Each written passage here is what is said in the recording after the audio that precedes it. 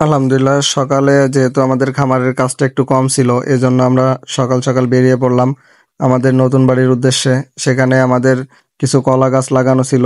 সেই জায়গায় দেখলাম যে বেশ কিছু গাছে কলা আসছে। তো সেই কলা গাছ থেকে আমরা এখন কলার যে কানগুলো আছে কেটে নিব, কারণ যেহেতু রমজান মাস খাওয়া যাবে এজন্য আর কি আমরা কেটে নিলাম।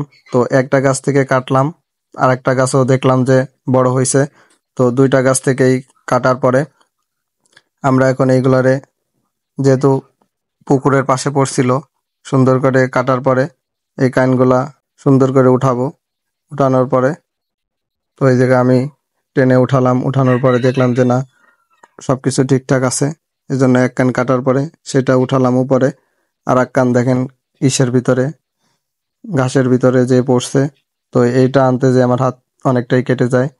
ইসের কাশবনের যে পাতা ছিল ওই পাতায়, কারণ কিছুদিন আগে আমাদের এইখান থেকে দুইটা গাছ থেকে কলা চুরি করে নিয়ে গেছিল চোরে। এজন্য ভাবলাম যে যেগুলা আছে কাটার মতো বা ঘরে রাখলে পেকে যাবে, সেইগুলা আর কি আমরা কেটে নিয়ে যাব ইনশাল্লাহ।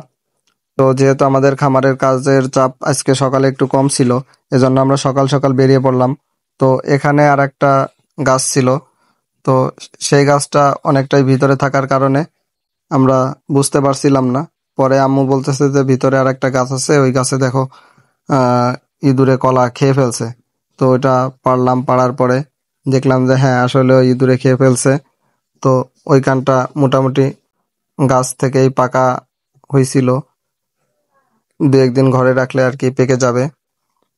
তো মাসাল্লাহ, এই যে পারতেছিলাম, পারার পরে তো আমি তো অনেক খুশি যে না, একসাথে অনেকগুলা কলা গাছ থেকে কলা কাটতে পারলাম।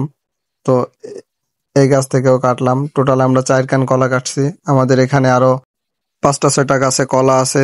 আমরা অল্প কিছুদিনের ভিতরে আবার সেখান থেকে কলা কাটতে পারবো। তো দেখেন, এই কলাগুলা নেওয়ার সময় অনেকটাই কষ্ট হচ্ছিল, যেহেতু আমাদের বাড়ি থেকে আমাদের নতুন বাড়িটা অনেক দূরে।